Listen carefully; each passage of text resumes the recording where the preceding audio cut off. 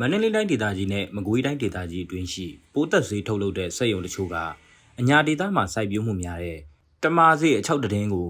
4000ကျပ်ကနေ6000ကျပ်အထိဈေးပေးဝယ်ယူနေတယ်လို့မန္တလေးမြို့ရှိတမာပိုးသက်ဈေးထုတ်လုပ်တဲ့လုပ်ငန်းအတိုင်းဝိုင်းကပြောပါတယ်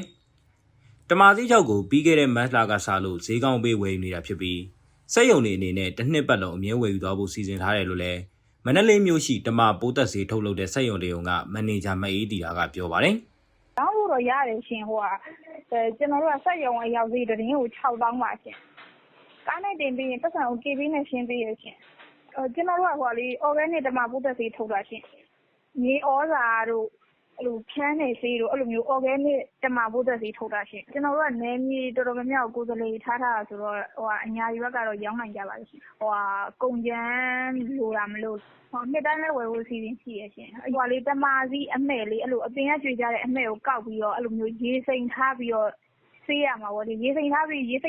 တွေပိုင်းနဲ့နင်းလိုက်လို့ရှိရင်အခွန်တွေပိုင်းကျွတ်သွားလေအဲ့ဒီကအစီကိုအချောက်လန်းပြီးတော့3ရက်5ရက်လောက်အချောက်လန်းပြီးအဲ့6ကိုဝယ်ရရှင်အဲ့လိုဈေးရကြရေသွေးပေါ်မူတည်ပြီးတော့ပေးရရှင်အဲ့လိုစီးကြမရှိဘူးရှင်တမာဈေးကနေထုတ်လုပ်တဲ့ပိုးသက်ဈေးမှာတဘာဝပိုးနှင်ဈေးတစ်မျိုးဖြစ်ပြီးအဓိကပိုးမွှားတွေရဲ့စားတောက်လူဈေးကိုပြတ်ပြားစေကစုပ်စားပိုးတွေကိုကာကွယ်ပေးနိုင်တယ်လို့ဆိုပါတယ်တမာဈေးမှာအစာဒီရဲတင်ဓာတ်ပါဝင်တဲ့အတွက်တမာဈေးမှာတမာအစီတမာကျိတ်ဖက်2မျိုးရရှိအောင်ကြိတ်ပြီးနောက်ထွက်ရှိလာတဲ့တမာစီကျိတ်ဖက်တွေကိုပိုးသက်ဈေးအဖြစ်အသုံးပြုရတာဖြစ်တယ်လို့စိုက်ပျိုးရေးပညာရှင်တွေကပြောပါတယ်ပြီးခဲ့တဲ့2023ခုနှစ်ကတမာဈေးတင်းကို1000ခွဲကနေ2000ကျပ်ဈေးနဲ့သာဝယ်ယူခဲ့ပြီးလက်ရှိမှာတော့စက်ရုံရောက်တင်းကို9000ကနေ6000အထိဈေးပေးဝယ်ယူနေတယ်လို့သိရပါတယ်စက်ရုံတိုက်ရိုက်ဈေးမြင့်တက်လာပေမဲ့မြေပြင်မှာလိုက်လံဝယ်ယူစုဆောင်းတဲ့ပွဲသားတွေကတော့တင်းကို2000ခွဲကနေ3000ခွဲအထိသာဈေးပေးဝယ်ယူနေကြတယ်လို့မုံရွာမြို့ကန်တအူးကပြောပါတယ်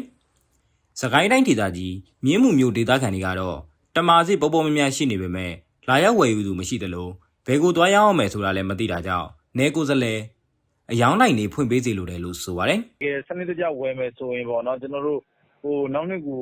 ရောင်းချင်တယ်ပေါ့နော်တိတ်ချလေးကိုစနစ်တကျလုပ်ပေးမှာပေါ့ဒီကျွန်တော်တို့ဘက်မှာကျတော့သိတဲ့အတိုင်းပဲလေတမာပေါ်တယ်လေအခု online ပေါ်မှာတမာလေးဝယ်တယ်ဘာညာလားသတင်းတွေထွက်နေတာလေလာဝယ်တဲ့လူမရှိဘူးဝယ်ရင်တော့ဒီအဲ့လိုကုန်တယ်တွေကနေပဲသင်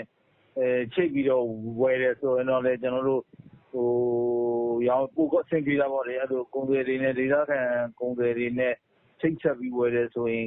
ကောင်းလာပေါ့အဲ့လိုဝယ်မယ်ဆိုလေဒီနှစ်ကတော့မမီတော့ဘူးဆိုတော့အဲ့လိုကြိုပြီးတော့ပြောပါတော့ဘယ်လောက်ဝယ်မယ်ဘယ်လောက်ပေးမယ်ပေါ့သတင်းဥပမာ6000ပေးတယ်သတင်းဆို6000ပေးမယ်သူတို့ဘယ်လောက်လောက်လူကျင်တယ်ဆိုကျွန်တော်တို့ရှာထားမယ်လက်ရှိပြည်တွင်းမှာတမာဈေးကနေပိုးသက်ဈေးတိုင်းရိုက်ထုတ်လုပ်တဲ့စက်ရုံပေါင်း17ခုရှိနေပြီးမကွေးတိုင်းဒေသကြီးမန္တလေးတိုင်းဒေသကြီးနဲ့ရန်ကုန်တိုင်းဒေသကြီးတို့မှာထုတ်လုပ်နေတာဖြစ်ပါတယ်မြန်မာနိုင်ငံမှာတမာပင်တွေကိုအလေးကျပေါက်ရောက်မှုအနေနဲ့စကိုင်းတိုင်းဒေသကြီးမန္တလေးတိုင်းဒေသကြီးမကွေးတိုင်းဒေသကြီးတို့မှာအများဆုံးတွေ့ရှိရပြီးစီးပွားဖြစ်စိုက်ပျိုးသူအနည်းငယ်သာရှိတယ်လို့သိရပါတယ်